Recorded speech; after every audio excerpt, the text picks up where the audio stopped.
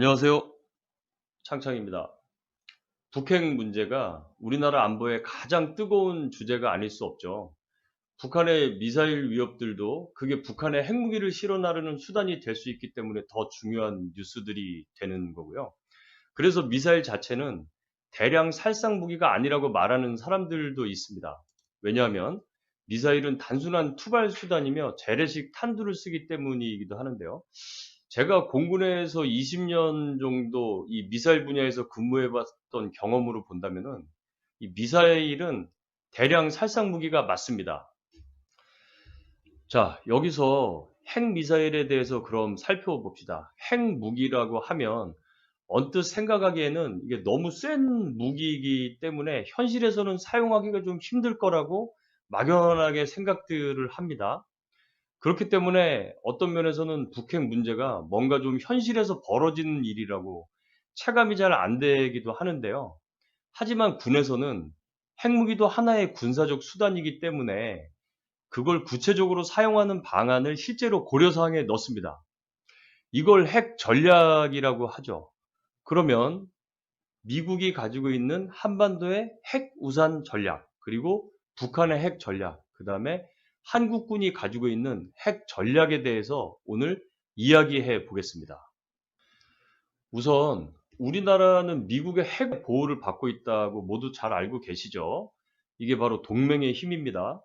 핵 우산은 가상 적이 미국의 동맹국 공격을 할 경우에 미국의 핵무기로 보복을 한다는 개념입니다. 이 미국이 한국에 핵 우산을 제공한다는 것은요, 1978년 제11차 한미 안보 협의회 이후에 반복해서 재확인됐고 계속해서 확인이 됐었죠. 그러면 이렇게 우리나라에 핵 우산을 제공하기로 되어 있는 미국의 핵 전략에 대해서 좀 더 알아보겠습니다. 일단 미국의 핵 전략을 알아보기 위해서 냉전 시대로 거슬러 올라가 봐야 되는데요. 여기 보시는 영상은 그 유명한 야포로 발사하는 핵무기 실험 장면입니다. 1953년 네바다주에 있는 실험장에서 전술 핵탄을 실험한 영상인데요.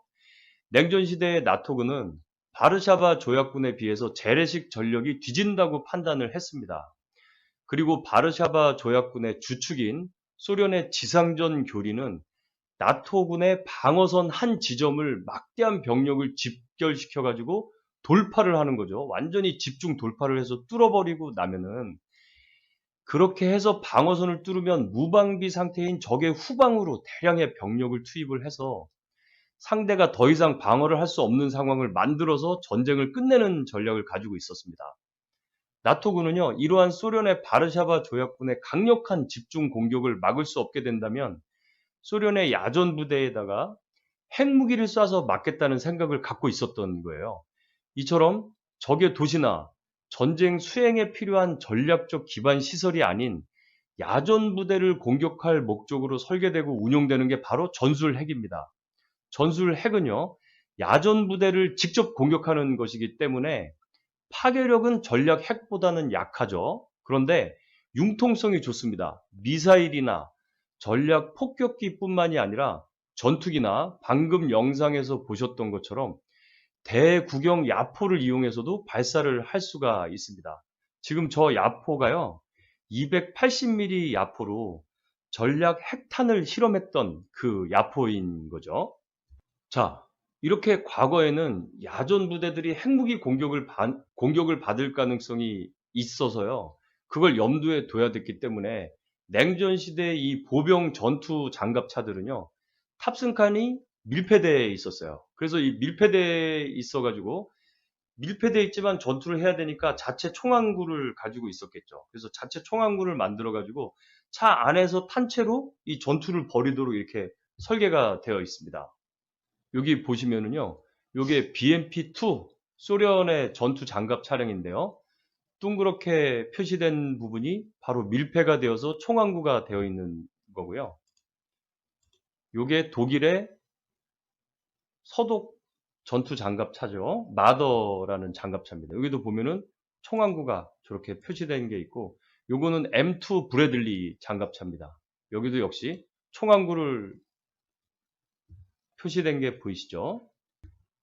자, 이렇게 미국은 동맹국의 핵무기 공격을 받을 때 핵으로 보복해 준다는 우산의 개념을 넘어서 가지고 동맹국이 재래식 공격을 받고 위험에 처했을 때도 핵 선제 공격으로 저지를 해 주겠다는 전략을 갖고 있었던 거예요. 그러면 재래식 군대가 아무리 잘 싸운다고 해도 핵을 맞으면 말짱 소용 없어지니까 적국이 전쟁을 벌일 가능성을 아예 못 갖게 되는 거죠. 이것이 미국의 핵 전략 기본 개념 중에서 확장 억제, 영어로는 Extended Deterrence에 대한 개념입니다. 즉, 적이 어떤 의도를 했거나 기대를 했던 것들을 못하게 하는 것뿐만이 아니라 그 이상의 데미지를 준다는 것이 바로 억제 전략입니다. 억제란 무기를 실제로 쓰는 그 자체를 위한 계획일 뿐만 아니라 적에게 무기를 그렇게 쓰겠다는 확신을 심어줘서 적이 침략이나 도발을 못하게끔 막는 것이 궁극적인 목표입니다. 강한 군대를 보유하는 목적이 싸워서 이기는 거죠. 그 이전에, 물론 싸워서 이겨야겠지만 그 이전에 적이 침략이나 도발을 할 생각을 못하도록 막아내는 것과 마찬가지의 개념입니다. 핵 공격에 대한 핵 보복만을 뜻하는 핵 우산이 아니라 재래식 공격에 대한 핵 보복을 뜻하는 확장 억제 개념은 냉전 시대 유럽뿐만 아니라 한반도에서도 매우 중요한 의미가 있습니다. 미군은 1950년대부터 한국에 전술 핵무기를 배치하고 있었고 91년에 한반도 비핵화 공동선언이 있을 때까지 계속 보유를 하고 있었었죠. 이 80년대까지는요. 북한에는 핵무기가 없었습니다. 북한은 그때부터 꾸준히 핵무기를 개발했지만 아직 핵무기는 없었어요. 그런데 주한미군이 전술 핵무기를 보유했다는 건 한반도에서 역시 적의 핵 공격에 대한 보복용뿐만이 아니라 재래식 전쟁에서도 아군의 지상군이 적에게 뚫리면 전술 핵무기로 막겠다는 생각이었다는 것을 추론할 수가 있겠죠. 즉 당시에 북한이 한국을 다시 침공할 생각이었다면 전술 핵무기를 맞을 각오를 해야만 했었다는 거죠. 물론 일어나지는 않았습니다만. 그런데 이제는 상황이 바뀌었습니다. 북한에는 핵무기가 생겼고 최소한 한국의 핵무기를 쏠 수 있는 능력을 갖춰가는 상황인 거죠. 사실 이미 있었죠. 북한도 만일 핵무기를 사용한다면 전쟁에서 최후의 수단으로서 뿐만이 아니라 전쟁을 수행하는 과정에서 중요한 역할로 사용을 할 가능성을 배제할 수가 없겠죠. 예를 들면 북한 입장에서는 한국이 미국을 비롯한 외국의 지원을 받지 못하도록 막는 게 매우 중요합니다. 핵탄두 혹은 재래식 탄두 미사일 등으로 미군 부대 혹은 미군이 증원되는 항구나 공항 등을 공격을 하려고 그런 공격을 하려는 시도를 하겠죠. 사드를 한국의 도시와 같은 표적이 아니라 미군 자산을 방어하기 위한 지점에 배치한 걸 보면 미국도 그런 점을 염두에 두고 있는 겁니다. 자, 반면에 주한미군은 이제 전술 핵을 가지고 있지 않습니다. 따라서 재래식 공격에 대해서 전술 핵으로 보복한다는 개념은 지금은 직접적인 선택사항은 아닌 걸로 보여요. 왜냐하면 한반도 비핵화 이후에 우리가 전술 핵을 다 철수했기 때문에. 물론 한국이 핵 공격을 받았을 때 미국의 핵으로 보복을 해준다는 핵 우산 약속은 유효합니다. 따라서 북한 입장에서는 한국이나 해외의 미군에게 핵무기를 한 발만 떨어뜨리더라도 한반도 외부의 미군 핵무기 수십 발이 북한에 떨어질 각오를 해야 되겠죠. 그런데 올해 중국이 북한에 핵 우산을 제공하겠다고 약속을 하는 보도가 나왔죠. 공식적으로 확인된 사실은 사실 없습니다. 그런데 만일 이 보도가 사실이라면요.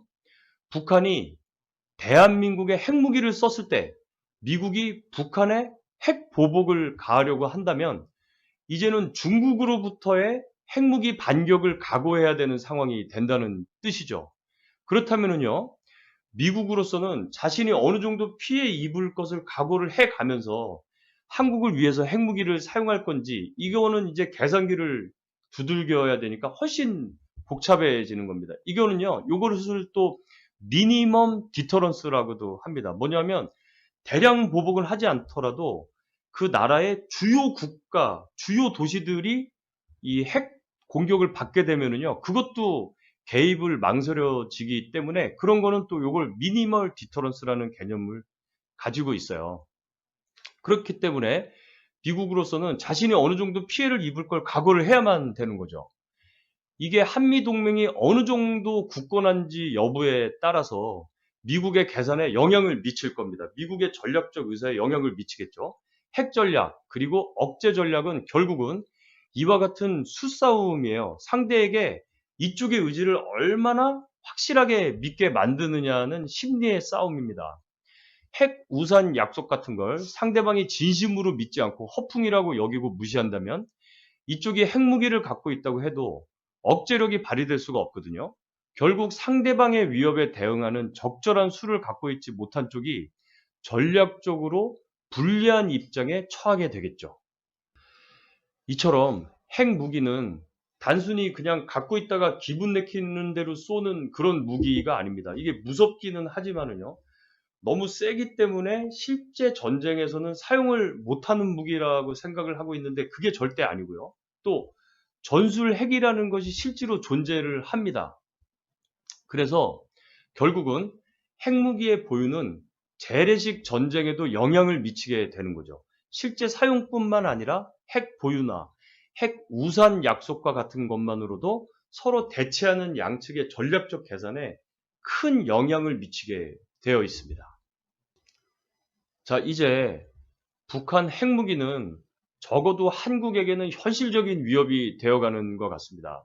그리고 그에 따라서 국가의 군사 전략을 도출하기 위한 변수들이 크게 바뀌었다고 보는 게 옳겠죠. 그렇다면 막연하게 북한이 같은 민족인 한민족에게 핵무기를 안 쏘겠지 혹은 너무 세니까 실제로는 쏘지 못하겠지 하는 이 희망사항, 핵무기에 대한 낭만주의적 사고방식에만 기댈 것이 아니라 시시각각 달라지는 한반도의 핵 관련 변수들을 토대로 해서 이제는 우리가 어떤 핵 전략을 가질 것인가에 대해서 현실적인 고민을 아주 깊이 있게 해야 된다고 봅니다. 그리고 단순히 우리는 핵무기를 갖고 있다가 북한이 쓰면 같이 쓰자는 정도의 얘기를 넘어서서 북한이 보유를 했거나 혹은 보유할 핵무기를 바탕으로 우리는 어떤 핵 전략을 설계를 할 것이냐. 바로 그 핵 전략을 세워야겠죠. 그에 대응하는 적절한 대응 전략을 만들고 그를 통해서 궁극적으로는 북한이 핵무기를 믿고 군사적인 오판을 하지 않도록 막는 것이 목표가 되어야 할 것입니다. 자, 여러분의 생각은 어떠신가요?